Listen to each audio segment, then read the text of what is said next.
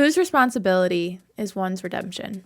Dispatch, under a narrative, action-packed game with some dating sim-like elements, asks this complicated question. I'm not even sure the developers meant to foreground it, but read any comment section, including mine, and you'll find players debating whether certain characters deserve forgiveness and when the belief in someone becomes too much to ask. The game follows Robert Robertson, the third generation of a superhero lineage, who isn't born with powers, but pilots a mech suit as the famous Mecha Man. In the opening scene, he's torturing a man for information about his murdered father. It's a bit of a jarring introduction to a supposed paragon of heroism, but the narrative quickly explains his urgency. The information he extracts leads him to Shroud, his father's killer. When Shroud's augmented gang ambushes Robert, they nearly take the astral pulse, which powers his suit. He barely escapes before a hidden bomb attached to his suit detonates, sending him crashing to the ground, critically injured and stripped of the only thing that made him superpowered. His attempt to continue hero work the normal way goes horribly, and he's saved by the renowned blonde Blazer. She takes him out for a drink, and while there are flirty vibes, she says she's there on business. She and a family friend Chase, who both work at SDN Hero Network, are offering him a new role. Become a dispatcher for the SDN Hero Network while they rebuild his ruined suit. At this SDN branch, Robert meets the Phoenix program, a rehabilitation initiative for ex-villains, and is assigned to lead and dispatch them. This group of ex-villains are rough. They mock him, ignore instructions, and sabotage each other when cuts to the team loom. At the bottom of the leaderboard sits Invisigal, called Vizzy. A romance option, but more importantly, a character with one of the game's strongest arcs. She's brash, rude, chronically absent from missions, and convinced she'll never succeed. When Robert finds her smoking in a park, ready to give up and just let him cut her, he delivers one of his signature pep talks. He tells her, "Screw fate, you make your own." With this guidance, she finally succeeds on a mission, rising from last place. In what I think is one of the most emotional moments of the game, she quietly snaps a photo of her new ranking. Still low, but it's not the bottom. For someone who sees herself as inherently the worst, not last is monumental. She takes the photo to remember that it happened, maybe even prove to herself that it was real. Not everyone loves Vizzy's prominence in the story. Even if you don't romance her, she's always kind of around. And even Robert's best friend Chase teases him about liking her, requiring repeated clarifications if you're romancing BB that it's professional. Royd even says something about them being an HR violation, and I had not made a single romance choice with Vizzy at this point. So I'll admit, she frustrated me at points, especially when she seems more worried about whether she is good or bad than about Robert's emotional well-being. She even compares herself to Blonde Blazer, which makes very little sense. BB is a seasoned hero with a totally different personality. Vizzy could choose to be similarly disciplined, but she doesn't. She honestly hasn't even given her redemption enough time. The game offers two endings for Vizzy, redeemed or villain. If she goes villain, the choice breakdown at the game claims you neglected her, which some players hated. Is she a hamster? I saw in one comment, others noting that she's 27 years old and not a child. While I agree her dependency would make more sense if she was younger, and oh lord, some of her jokes do not feel very adult, I disagree when people argue that the entire Z team needed Robert's support equally. The whole game is about forgiveness and believing in people even when it's not easy. I think almost always you are rewarded in this story for trusting in the members of the Z team. In a story with ex-villains, there's surprisingly little betrayal. There's a rash reaction to new information, blatant lack of respect, and instances of going rogue, though with good intentions. But there isn't outright betrayal.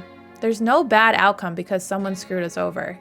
Vizzy is said to be the mole for Shroud's gang, but that's never proven one way or another. She said in my playthrough, Shroud's gang, the Red Ring, tried recruiting her, but that was the same playthrough where she ended as a hero. If Shroud is right and she really was the mole, she was a terrible one because he didn't even know that she had the astral pulse, which is what he's been searching for since the start of the story. The fact is, Vizzy's arc was tied to Robert's, not as a romance, but as a mentor-mentee. I don't think Vizzy scenes were in the plot because they were forcing the romance on the player, but because Robert's forgiveness of Vizzy is the ultimate show of redemption, which is the central theme of the game. In fact, I think it's even more of a powerful story if you don't romance her, because it's forgiveness based purely on belief in her as a human and not on anything else. Incoming side rant, this is literally why I think all the horniness actually takes away from this forgiveness arc. I think that they should have deleted that episode 4 opening. They deleted other sex scenes, so I'm not sure why they kept this one. It doesn't add anything narratively. It's the only time we ever get someone else's point of view in the entire story, and for what? A dream sex scene? Something that doesn't change the story at all because it doesn't happen. And Vizzy literally tells Robert that it happened almost immediately. My theory for why they left it in is for marketing purposes, to get people talking about it and go, whoa, this is crazy. And yeah, it worked, so maybe they were right. But in a team of ex-villains, why Vizzy specifically? Why is she the one whose redemption hinges on Robert's belief? Blonde Blazer praises Vizzy from the beginning and even advocates against cutting her, yet Vizzy still feels destined for villainy. Blonde Blazer's support doesn't seem to be enough. Only when Robert believes in her, Robert, who was harmed the most by Vizzy, second only to the main villain Shroud, does she begin to imagine a different future.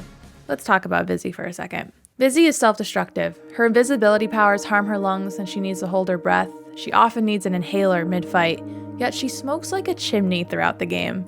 How she talks about herself is self-deprecating, and in the scene in the playground, we hear her unfounded belief that she was meant to be evil because she was born with the power to be invisible.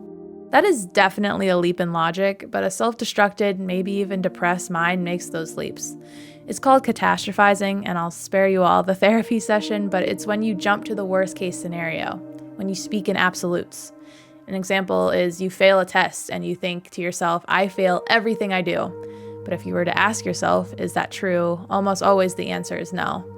I believe Vizzy is doing that here, and it shows what is likely a cemented pattern of viewing herself in the worst terms, without any hope of being better. You'd wonder why she entered the Phoenix program to begin with. I'm not sure she really believed in her own redemption at that point. When she started, she was barely trying, and it's likely that she only joined because she had no other choice, because she had gotten screwed over by the villain she had been working for. Vizzy reveals that the bomb that was secretly planted on Robert's Mecha Man suit was placed there by her. That she was working for Shroud in return for augments to help her invisibility powers to not harm her breathing. She was the one who wrecked Robert's suit, put him in the hospital, and lost him the opportunity to get revenge for his father's death. She reveals this after going on a rogue mission to capture the Astral Pulse before Shroud can find it, where she was told not to go. She had gotten herself into such a bind that Chase, who had stopped using his powers because each use got him closer to death, uses his super speed to save her. And now it seemed like he would never wake up again, stuck unresponsive in a hospital bed. So yeah, they really make it hard to like her at that moment, and I think that's the point. Robert has every right to hate her. Vizzy even says so. She believes she ruined his life. Again, this is catastrophizing. You could argue that losing his father was worse, and in my playthrough, he was getting smoochies from Mandy/Blonde Blazer, so really was his life ruined? Just kidding. Sort of. But it is that almost impossible feat of getting Robert to forgive her that is required for Vizzy to see herself as forgivable. To do the unforgivable and still get Robert's faith is so absolute in the opposite direction of her belief in her fate that she has no choice but to reconsider. Which makes for a really beautiful story, and I think a satisfying arc for Invisigal, but it requires the player to forgive her, trust her, and defend her to others over and over again.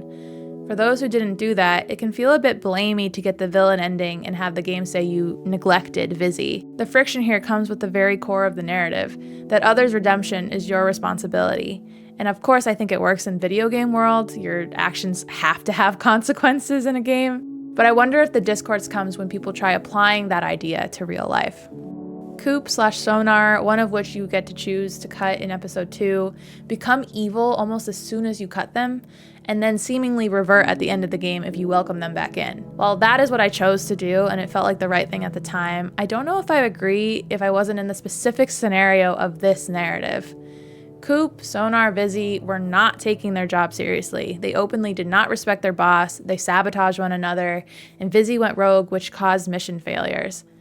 Any other job, they would 100% be fired, and they would deserve it. We don't know if there were other people hoping to get a chance to be on the Phoenix program, people who would value the opportunity. The idea of our responsibility for others' redemption breaks down even further if you apply it to a non-superhero scenario. Part of why I think this discourse got me thinking is because I've personally battled with this idea a lot this year.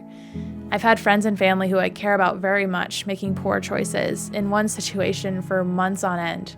I tried helping, spent hours of my time doing things that are really their responsibility to do, like looking up jobs for them.